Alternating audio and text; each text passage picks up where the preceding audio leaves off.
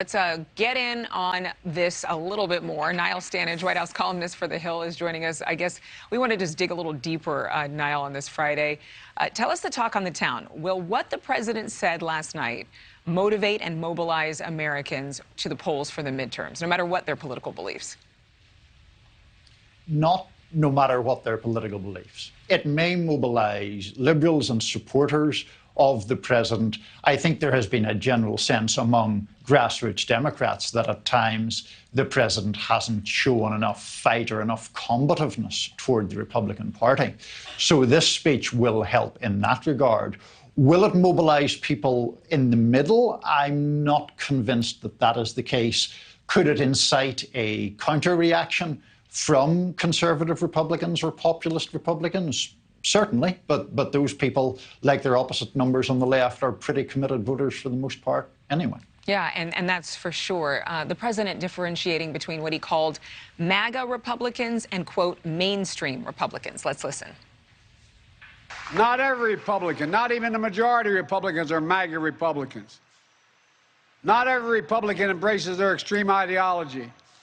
I know, because I've been able to work with these mainstream Republicans. Was the president's balancing act successful, or did he potentially alienate more people?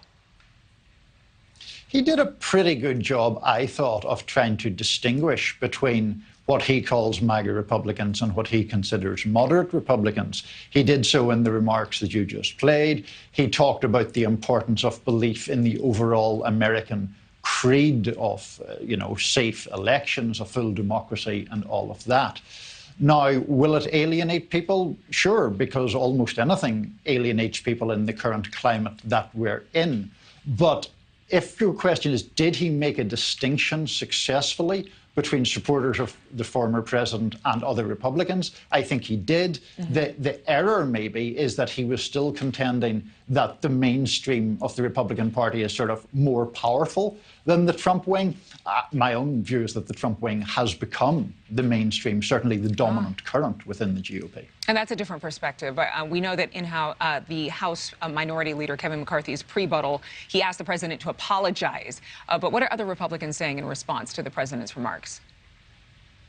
Other Republicans are broadly accusing the president of being divisive. Ted Cruz, the senator from Texas, has said that he is vilifying Americans. Josh Hawley, the senator from Missouri, is talking about him using menacing rhetoric.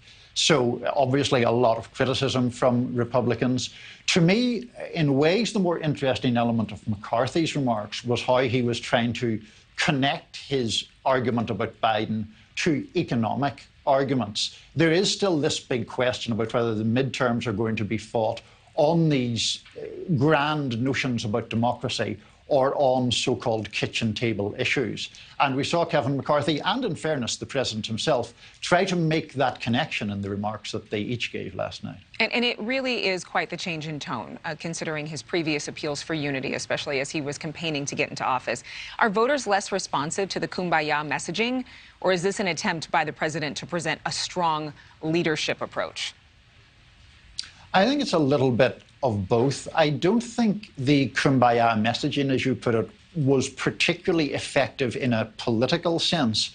There were some things that the president got some Republican support for in terms of his legislative agenda. Infrastructure, for example, the CHIPS bill to boost the semiconductor industry. But broadly, the kumbaya message has not brought people together.